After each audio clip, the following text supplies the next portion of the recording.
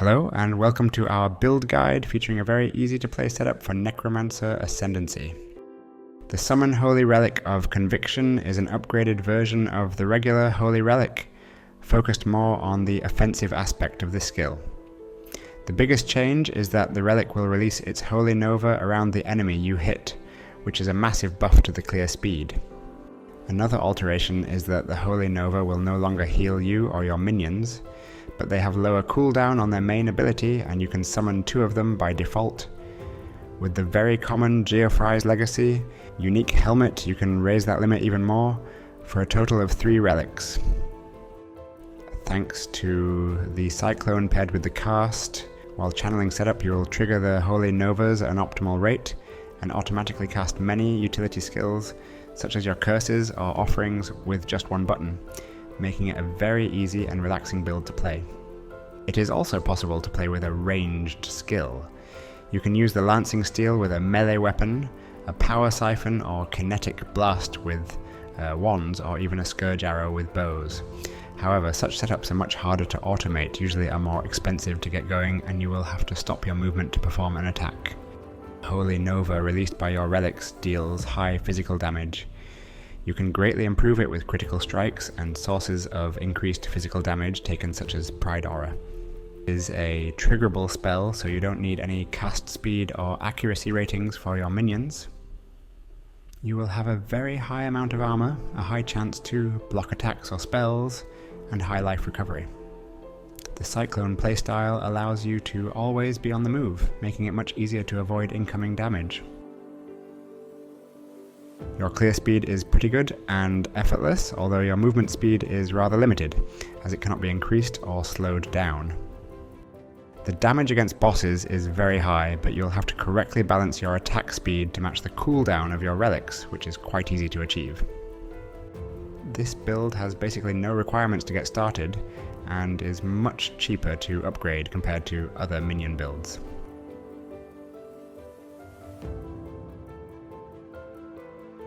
Most unique items used in this setup are very affordable.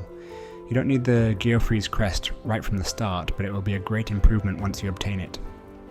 Similarly, the Stampede is not required to use Cyclone, but you will have to stop spinning between packs to maintain a decent clear speed.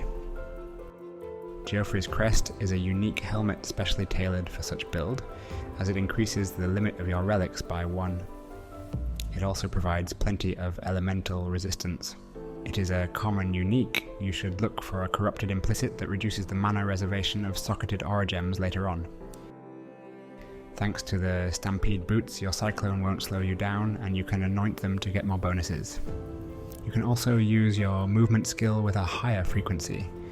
At first, you can use the replica versions, which are usually cheaper but don't provide cooldown reduction for your Frostblink. Replica Dragonfang's Flight is by far the best amulet you can get. It grants you plenty of reservation efficiency, reduces the attribute requirements, and boosts Holy Relic Gem by 3 levels. The Darkness Enthroned can be quite expensive if you aim for maximum rolls, but even without it, it is the best way to boost your minion damage. You should put your 2 best Abyss jewels here to nearly double their effect. The Fortress Covenant is a very efficient jewel, and you can socket it in the Cluster Jewel to negate the downside completely. It greatly improves the damage of your minions and grants them a chance to block incoming damage. The Energized Armor Jewel can grant you tons of armor when socketed near the Faith and Steel notable. You can also allocate the Armor Mastery so it applies to chaos damage from hits, but it won't affect damage over time effects such as poison. You can use the Sakawal's Nest armor for massive amounts of attributes and increased mana reservation efficiency. The aspect of the Avian will grant your minions a solid chance to deal double damage. You can add the aspect to your gear by sacrificing the Sakawal in the Menagerie. The gearing process is very easy, as you will need only the most basic modifiers on your gear.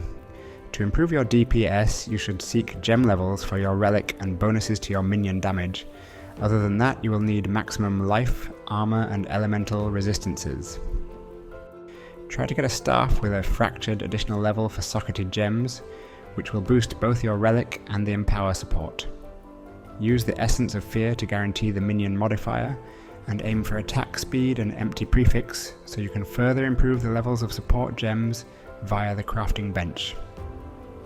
You will use a lot of Abyss jewels that improve your minions' damage and your maximum life. Other than that, try to include lacking resistances, attributes, or add flat physical damage for your minions.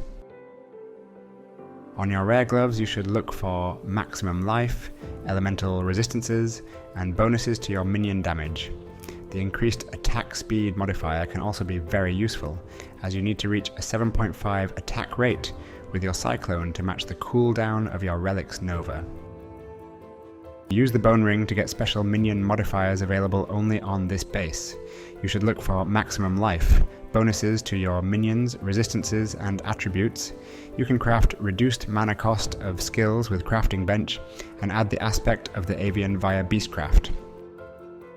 There is a very limited amount of useful notables on your large cluster jewels. The Vicious Bite is the most impactful, as sources of critical strikes for your minions are scarce. The Leech from the Feasting Fiends can be useful to keep your minions alive. You don't need a jewel with the increased effect of small notables, as there is no point in overpaying for the attack speed. The Rumi's Concoction is a very good defensive flask for this build. It improves your armor a little bit and boosts your chance to block attacks and spells by a decent amount. The Taste of Hate is another great defensive flask. It reduces the physical and cold damage you take during its effect. You won't have this flask permanently, so don't rely on this to cap your cold resistances. At later stages, you can use the Bottled Faith to make nearby enemies take more damage from all sources, as well as get some life regeneration for yourself as long as you stay in the Consecrated Ground. Note that the critical strike chance bonus is not applied to your minions. For your remaining magic flasks, we recommend using the Life Flask with Bleeding Removal, and a Jade Flask with Evasion Rating bonus. With the Stampede Boots, you don't need the Quicksilver or Silver Flasks, allowing you to use a more defensive setup.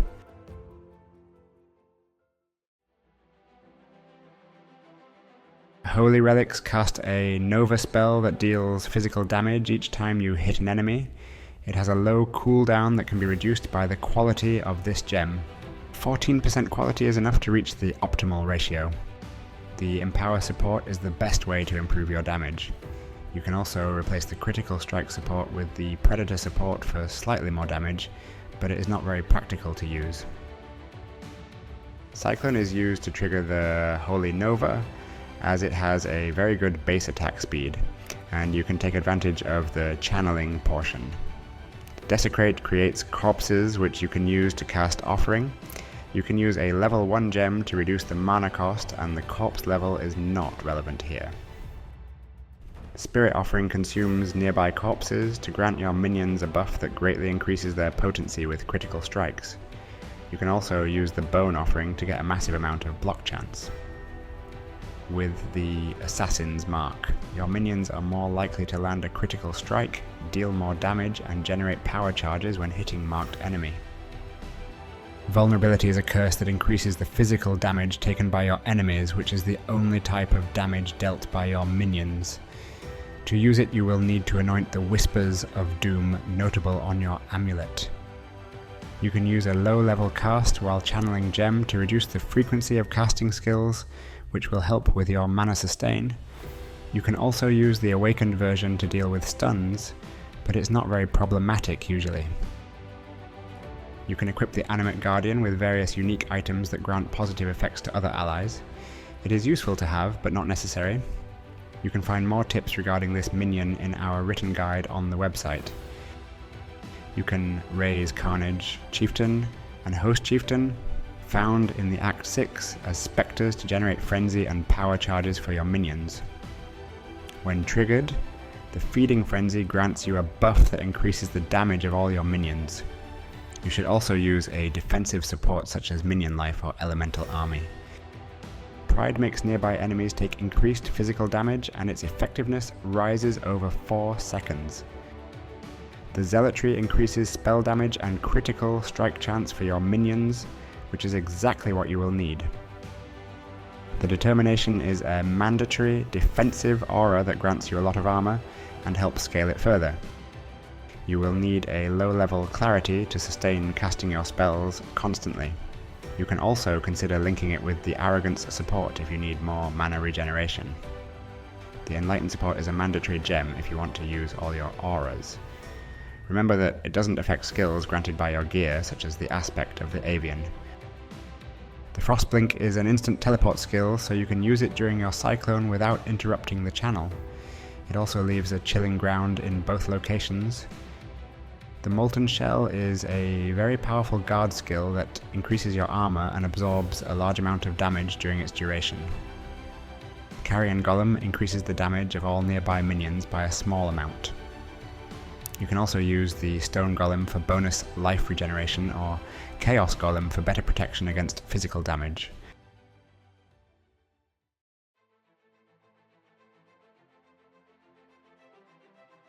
In the second act you should kill all 3 bandits and be rewarded with 2 additional skill points by Eramir.